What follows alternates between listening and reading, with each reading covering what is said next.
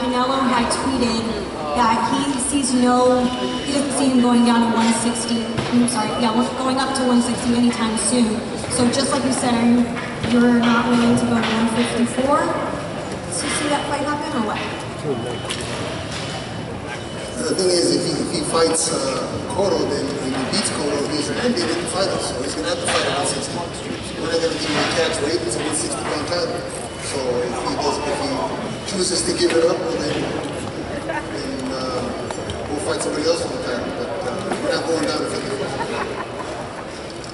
Gennady, besides Cotto this year, can we see you unify with another title holder, perhaps the winner of Hassan Endam and David Geale, or with Andy Lee if he continues to keep his title?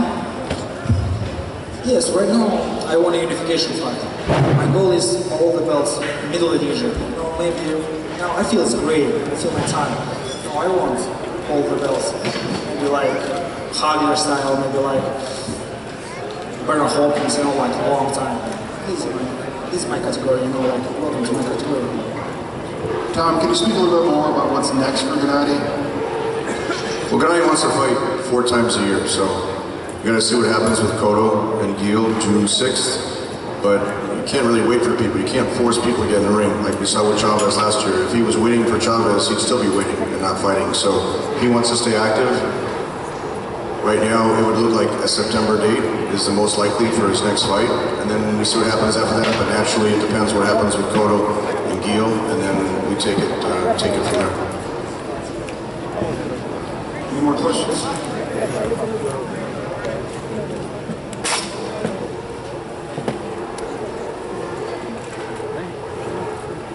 One more. You are Cotto's mandatory at this point. Now, if you decide, because if Cotto decides to go and fight Canelo next, which is more than likely going to happen from the way everything's being sorted out, it seems as if he's going to go and fight Canelo instead. Would you be willing to do a step-aside agreement, or are you going to force him to fight you or vacate the belt? I can answer that, Michelle. It's clear, and Mauricio is here tonight. I don't know if he's still here, but it's clear from the WBC. It's mandated that the winner of Geale and Cotto has to fight Gennady next.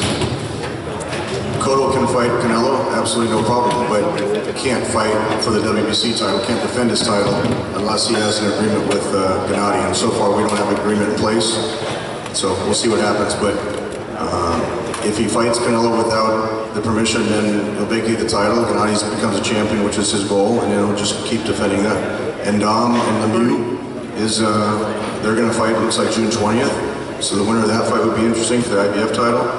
Andy Lee is a great champion, WBO champion. That would be a great fight as well. So step by step, he wants to unify the entire division. He's one of the only fighters, or one of the few fighters that has the ability and the activity to do something like that. Tom, Mauricio told us that he would, if Cotto beat Geale, he would allow Cotto and Alvarez to fight as long as before that fight, they signed an agreement to fight Gennady next, so that would put it into next year.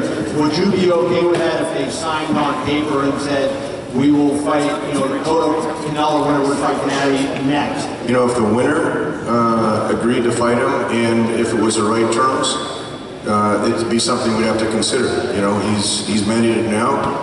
If he has to wait, 3 or 4 months, something to consider. He wants to fight as soon as possible.